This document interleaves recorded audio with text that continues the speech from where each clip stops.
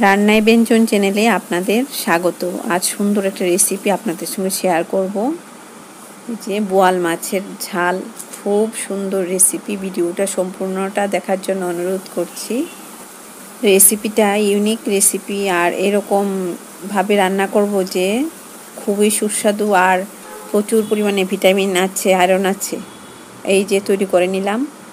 এর জন্য পেঁয়াজ নিয়েছি এই মাপে, মাছ অনুযায়ী পেঁয়াজ, রসুন, কাঁচা লঙ্কা নিয়ে গোটা ধনে 1 চামচ, গোটা জিরে 1 চামচ, গোটা মৌরি 1 চামচ, জল দিয়ে মশলাটা পেস্ট করে নেব। শিলনোড়ায়ও করা যায়। মশলাটা পেস্ট হয়ে গেছে। কাঁঠাল বীজ নিয়েছি, খোসা ছাড়িয়ে নিয়েছি।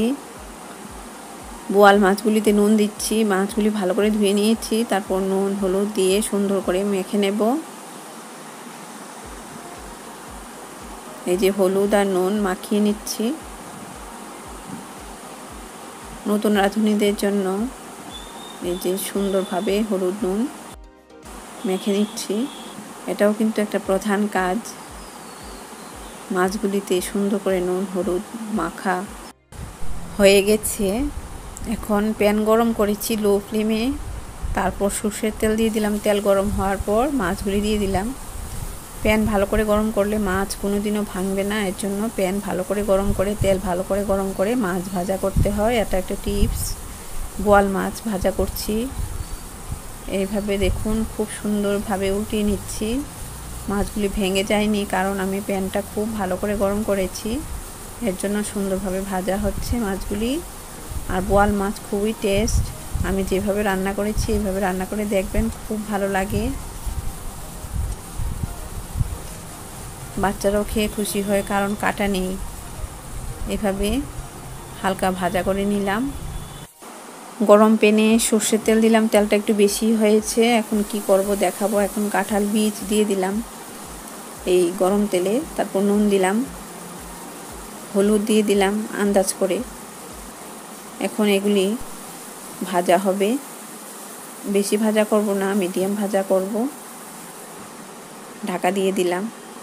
ঢাকা তোলার পর কাঁঠাল বীজগুলি এরকম হয়েছে। এখন আমি মশলা দেব। মশলাগুলি হলো গোটা ধনে, জিরে, মৌরি, পেঁয়াজ, রসুন, কাঁচা লঙ্কা। এই মশলাটা দিয়ে দিলাম।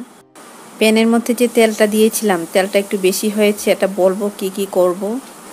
আমি কি বলতে চাইছি ভালো করে বলছি।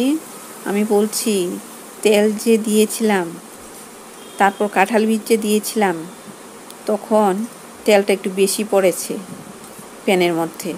এর জন্য আমি এই কাঁঠাল বীজের সঙ্গেই মশলাটা দিয়ে দিলাম।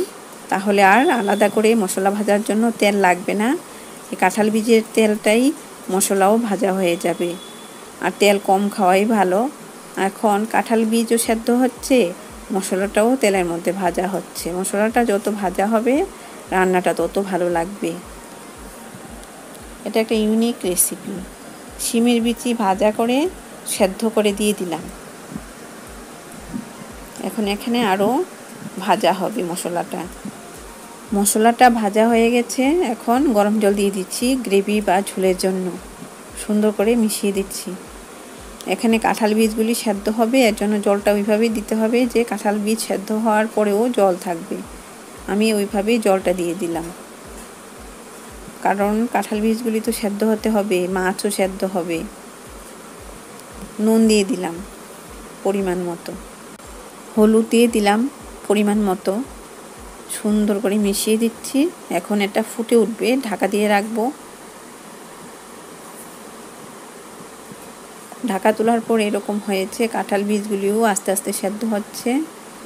এখনও ভালো করে সেদ্ধ হয়নি। খুব ভালো লাগবে এভাবে রান্না করলে। কাঁঠাল বীজ দিয়ে মাছ, বাচ্চারা খেয়ে খুশি হবে। জলটা ফুটে উঠেছে, ঝোলটা। এখন বোয়াল মাছগুলি দিয়ে দিচ্ছি। এভাবে বোয়াল মাছ রান্না করলে খুবই ভালো লাগবে। আপনারা বাড়িতে ট্রাই করবেন। খুবই সুস্বাদু বোয়াল মাছ।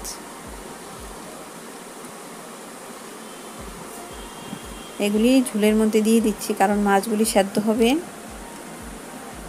আর কাঁঠাল বীজগুলি তুলে নিচ্ছি কিনার থেকে। কারণ মাছগুলি তো ঝোলের মধ্যে দিয়ে দিতে হবে, আর বাকি জায়গাতে কাঁঠাল বীজগুলি আছে। আস্তে আস্তে সেদ্ধ হচ্ছে। মাছগুলি উল্টিয়ে পাল্টিয়ে দিতে হবে, কারণ সমানভাবে সুন্দরভাবে সেদ্ধ হতে হবে। ঝোলটা কিন্তু ঘন থাকবে। আর এত একটা ভালো রেসিপি আপনারা বাড়িতে ট্রাই করবেন, বাচ্চা থেকে বয়স্ক সবাই খেয়ে খুশি হবে ভাত দিয়ে। একবার রান্না করলে আরেকবার রান্না করতে ইচ্ছা করবে, কারণ কাঁঠাল বীজের তরকারি তো খুব ভালো, মিষ্টি মিষ্টি লাগে কাঁঠাল বীজগুলি। এইভাবে তৈরি করে নিলাম পোয়াল মাছের ঝাল। কাঁঠাল বীজগুলি দেখুন কি সুন্দর দেখাচ্ছে। এভাবে রান্না করে নেবেন, বাচ্চারা খেয়ে খুশি হবে। Unique recipe. আপনারা সুস্থ থাকুন। ধন্যবাদ।